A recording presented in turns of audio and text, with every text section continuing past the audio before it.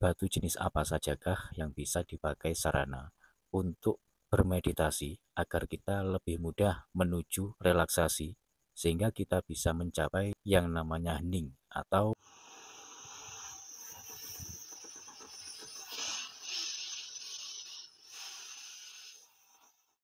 Assalamualaikum warahmatullahi wabarakatuh. Di kesempatan malam hari ini saya akan membagikan sedikit tips buat sahabat-sahabat yang mungkin dari sahabat-sahabat ada yang sampai sekarang menekuni olah meditasi, atau mungkin dari sahabat-sahabat yang baru saja mempelajari ilmu-ilmu atau tata cara atau pengetahuan tentang meditasi dan sudah mempraktekkan dalam bermeditasinya. Bahwasanya perlu sahabat-sahabat ketahui, ada beberapa jenis batu yang bisa dipakai sarana agar meditasi kita bertambah lebih baik lagi untuk menuju relaksasi, untuk menuju sebuah ketenangan pada saat pas meditasi, atau untuk memudahkan kita mencapai sebuah hening, begitu. Nah, di sini saya akan memberikan sedikit ulasannya, yang mana batu ini mempunyai energi yang sifatnya lebih teduh, menenangkan, juga dipercaya sebagai sarana pengasihan secara umum juga, selain dari jenis batu yang mempunyai energi secara alami yang bisa dipakai sebagai sarana proteksi atau yang dipercaya juga bisa sebagai sarana untuk penunjang-penunjang yang lainnya juga, termasuk penunjang kewibawaan. Dan selain dipercaya sebagai penunjang kewibawaan, juga dipercaya sebagai daya pengasih atau mempunyai energi yang secara alami sifatnya berpotensi sebagai sarana pengasihan secara umum, juga yang dipercaya sebagai penetralisir energi negatif. Nah, di sini saya akan menunjukkan kepada sahabat-sahabat batu jenis apa sajakah yang bisa dipakai sarana untuk bermeditasi agar kita lebih mudah menuju relaksasi sehingga kita bisa mencapai yang namanya hening atau mencapai titik hening. Meskipun untuk mencapai ke sebuah keheningan itu tidak mudah, minimal kita sudah bisa mendekatinya. Nah, yang saya maksud minimal sudah mendekatinya adalah minimal kita sudah mendekati titik hening meskipun belum bisa, karena untuk mencapai sebuah keheningan itu memang tidak mudah, teman-teman. Saya sendiri pun juga begitu, karena di sini sifatnya kita belajar bersama-sama. Hanya saja apa yang saya tahu, saya bagikan kepada sahabat-sahabat khususnya yang masih pemula. Tidak menutup kemungkinan juga dari sahabat-sahabat yang diketahui oleh sahabat-sahabat yang menonton video saya ini yang tidak saya tahu, monggo saya persilakan untuk melengkapinya di kolom komentar. Nah, di sini sebenarnya ada 4 jenis batu, teman-teman, yang bisa dipakai untuk sarana atau membantu kita menuju relaksasi, sehingga minimal kita bisa mendekati yang namanya titik hening tersebut pada saat kita bermeditasi. Yang pertama adalah fosil galikelor atau galikelornya, terserah yang sudah membatu atau yang sudah memfosil ataupun yang belum, itu juga bisa dipakai untuk mata cincin atau mata liontin. Tapi seyogyanya sebaiknya kalau untuk bermeditasi saya sarankan yang agak sedikit besar, jangan terlalu kecil, karena nanti kalau kekecilan efeknya kurang terasa sehingga vibra energinya pun juga kurang besar secara alami. Jadi sebaiknya dipakai untuk liontin saja. Untuk ukuran yang sedikit lebih besar, mungkin kalau dipakai untuk liontin, ukurannya tidak terkesan terlalu besar, teman-teman ya. Karena ukuran liontin rata-rata kebanyakan normalnya liontin itu memang lebih besar dibanding mata cincin. Sehingga kalau kita memakai ukuran yang sedikit lebih besar, kalau dipakai untuk liontin itu tidak terlihat lebih besar atau tidak terlihat kebesaran. Begitu. Apalagi kalau untuk bermeditasi, kalau kita memakai cincin, apalagi cincinnya itu terlalu rapat di jari, itu juga mempengaruhi meditasi kita. Karena apa? Karena aliran darah kita kurang lancar.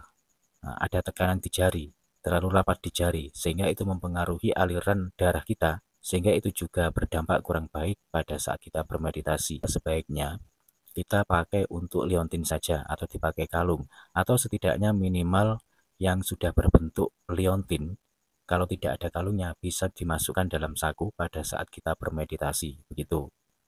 Karena ini energinya menenangkan secara alami dan energinya juga meneduhkan secara alami, juga termasuk mempunyai energi secara alami yang bisa dipakai sebagai sarana untuk menetralisir energi negatif setidaknya kita ada tambahan untuk membantu kita dengan menggunakan sarana gali kelor atau fosil gali kelor gitu.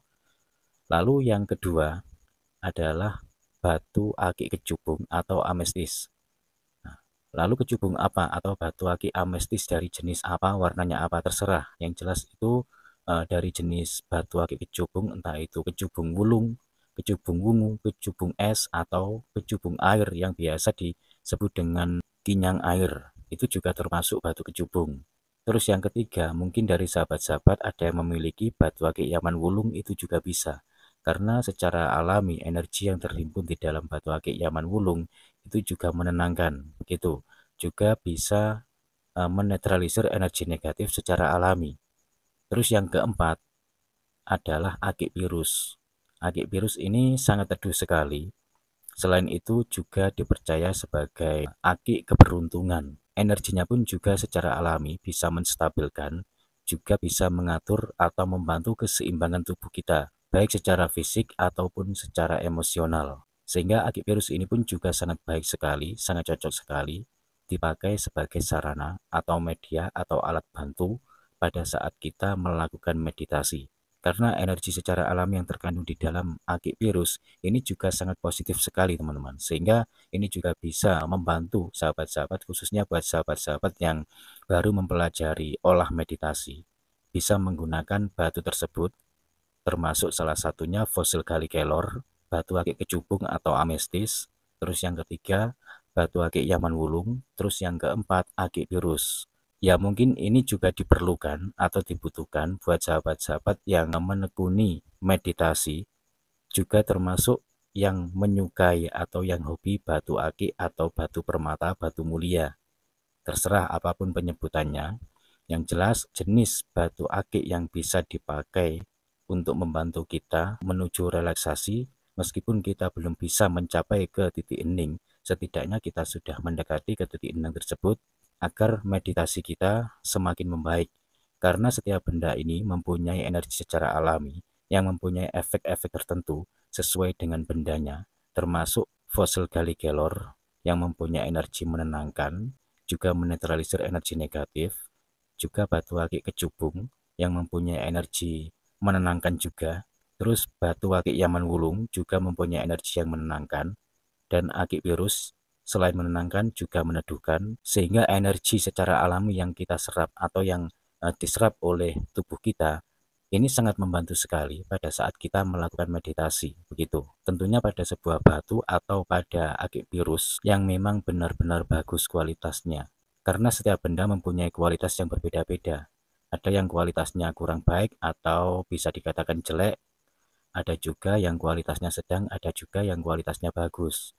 Syukur kalau kita mempunyai batu yang saya sebutkan barusan, batunya agak besar, juga kualitasnya bagus, maka itu sangat baik sekali dipakai media atau dipakai alat bantu sebagai sarana agar kita lebih terbantu lagi dalam mencapai relaksasi.